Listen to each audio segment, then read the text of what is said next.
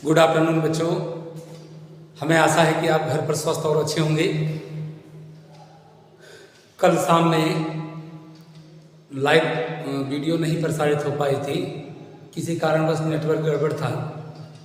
तो बच्चों, समय आपके बहुत करीब है।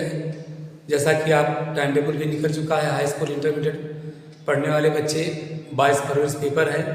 आप एक सेकंड भी अपना समय बर्बाद ना करें।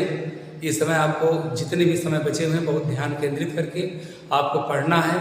सिलेबस उम्मीद है कि सबके पूरे हो गए होंगे और आप लोग घर पर अच्छे ढंग से प्रिपरेशन कीजिएगा, जिससे जितना अच्छी तैयारी होगी उतना उत्कृष्ट अंक मिलते हैं। तो आइए ज़्यादा समय न गंवाया जाए। अब हम लोग चलते हैं हाई स्कूल यूपी बोर्ड में। जो बच्चे गणित के पेपर में ऑब्जेक्टिव टाइप के 1 से 20 प्रश्न आते हैं, उनमें छोटे छोटे सवालों पर आइए परिचर्चा कर लेते हैं। अब जैसे देखिए, किसी द्विघात समीकरण का विविधकर ज्ञात करना है। बहुविकल्पी टाइप के प्रश्न की श्रृंखला लेकर देखा जाए। इस पर दिया है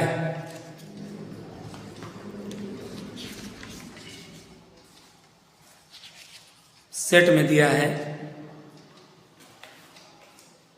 आप देखते हैं।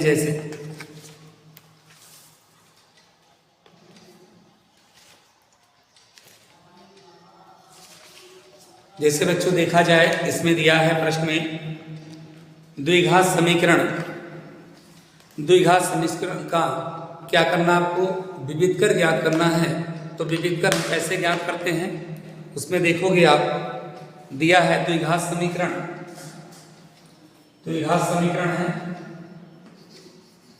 द्विघात समीकरण 3x² 6x धन 4 बराबर 0 का क्या निकालना है, विविधकर ज्ञात करना, डिस्क्रिमिनेंट निकालना है। विविधकर ज्ञात कीजिए। तो भाई देखिए, विविधकर ज्ञात करने के लिए ये सवाल है आपका। इस सवाल को लगाने का तरीका ये है, सबसे पहले दिए गए द्विघात समीकरण को आप क्या करेंगे, तुलना कर लेते हैं। कैसे तुलना करोगे, द्विघात समीकरण है 3x² ऋण 6x धन 4 बराबर 0। कंपेयर करोगे ax² plus bx plus c बराबर 0 से तुलना करने पर तो यहाँ पर बेटा a के ठीक सामने कितना दिया है, 3 है। b के ठीक सामने कितना, -6 है। c के सामने कितना, 4 है। तो विविधकर का सूत्र होता है d बराबर b² 4ac। अब b का मान रखते हैं -6 का वर्ग 4, a का मान 3, c का मान 4, 6 का वर्ग 36, 12 चौका 48, कितना बचा यहाँ पर -12। तो देख रहे हो आप, d का मान क्या है, 0 से छोटा है। जब d का मान 0 छोटा होगा तो देखिए विकल्प में क्या दिए हैं, केवल आपको दिया है d का मान क्या होगा। तो 4 विकल्प में आपको d बराबर कितना, -12 आया। तो 4 विकल्प दिए थे, इसमें कौन सा विकल्प सही है। पहला विकल्प दिया था 13, दूसरे विकल्प में 12, तीसरे में 3√6 और चौथे में -12। तो इस तरह आप देख रहे हैं कौन सा विकल्प सही है। आप पहले इनको सॉल्व कर लेंगे तो विकल्प में देख रहे हैं डी का मान कितना है, -12। तो कौन सा विकल्प सही है, चौथा विकल्प सही है। इसके नेक्स्ट क्वेश्चन पढ़ा जाए।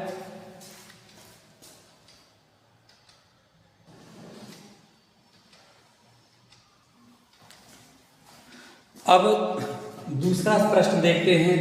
दिया है समीकरण 3x धन 2y बराबर 0 तथा y बराबर 0 का हल होगा। तो देखिए ये प्रश्न है, इनमें 4 विकल्प दिए गए हैं, 2, 0, 0, 2, 3, 0, 0, 3। अब हम क्या करते हैं बेटा, इसमें देखिए समीकरण में y का मान क्या दिया, 0।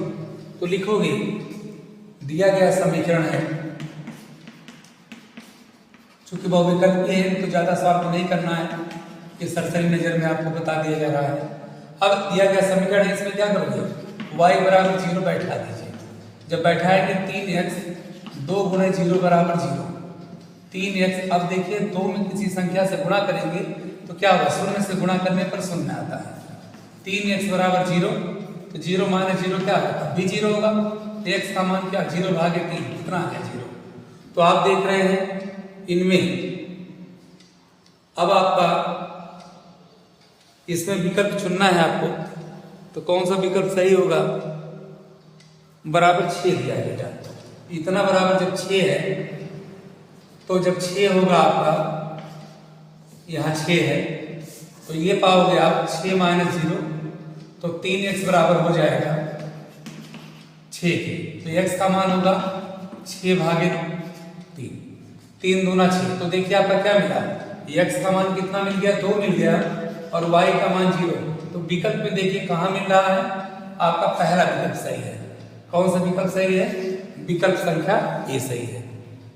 ध्यान दीजिए, चूंकि क्वेश्चन में हमने शून्य लिख दिया था, चूंकि मिस्टेक था, यहाँ 6 था। 3x धन 2y बराबर 6, y का मान शून्य दिया है, इनमें पूछा है। तो आप ये दिए गए समीकरण में y का स्थान पर क्या बैठाओगे, 0 बैठा दीजिए, यहाँ से x का मान निकल जाएगा। x का मान बेटा कितना प्राप्त हुआ, 2 आया। तो विकल्प मिलाओगे, कौन सा विकल्प सही है, 2 0। तो यानी विकल्प संख्या ए सही है। नेक्स्ट क्वेश्चन देखते हैं।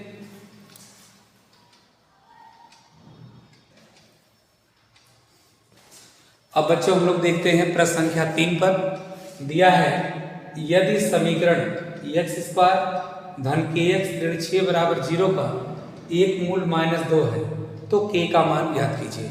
मूल मीन्स, मूल का शाब्दिक अर्थ क्या होता है, जैसे द्विघात समीकरण है, द्विघात समीकरण मतलब जितने मूल उतने मान। मूल मीन्स होता मान, वैल्यू। तो यहाँ पर देखते हैं, एक मान माइनस 2 है, दूसरा मान k का मान पूछ लिया है। तो क्या करो, दिए गए समीकरण में एक x के स्थान पर -2 रख दीजिए। लिखोगे x बराबर -2 पुट करने पर बैठा दीजिए, तो -2 का पर धन के -2 -6 इक्वल 0, 2 का पर 4 -2 के ऋण 6 बराबर 0।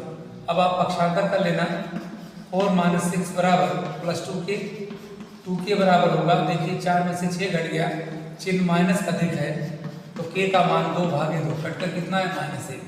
तो k का मान कितना प्राप्त हुआ, -1। तो विकल्प में देखते हैं, 4 विकल्प दिए गए हैं। कौन कौन विकल्प है भाई, ए वाले में 4 है, बी वाले में 3 है, और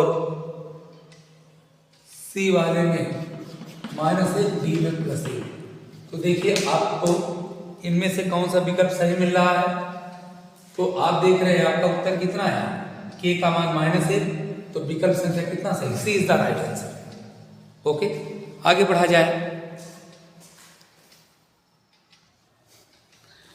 अब हम लोग देखते हैं प्रश्न संख्या 4 पर दिया है, यदि sin थीटा बराबर cos थीटा, ध्यान देना, यदि sin थीटा बराबर cos थीटा, थीटा का मान 0 से तो बड़ा है लेकिन 90 से छोटा है, तो थीटा का मान क्या होगा, 30 अंश, 45 अंश, 60 अंश, 90 अंश।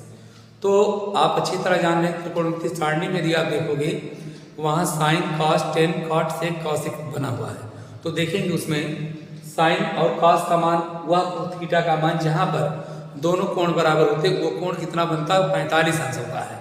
45 अंश में साइन cos का मान क्या होता है, बराबर होता है। तो कौन सा विकल्प सही है, बी। एक और तरीका है, इसको आप ऐसे लगा सकते हो, sine theta equal cos theta कर दो बेटा।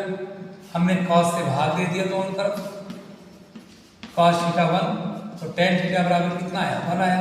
अब ये बताइए सारणी से tan कितने का मान एक होता है, 45 का, तो आप लिख सकते हो tan थीटा बराबर tan 45 अंश, तो थीटा का मान कितना आता है, 45। तो कौन सा विकल्प सही है, D is the correct answer. तो बेटा इस ढंग से आप लोग देखे होंगे बहुविकल्पी प्रश्न को।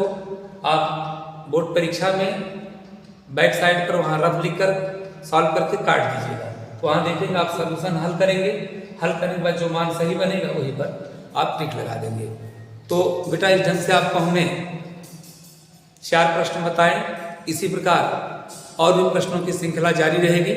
इसके बाद हम मिलते हैं अगले वीडियो में, तब तक के लिए बेस्ट ऑफ लक।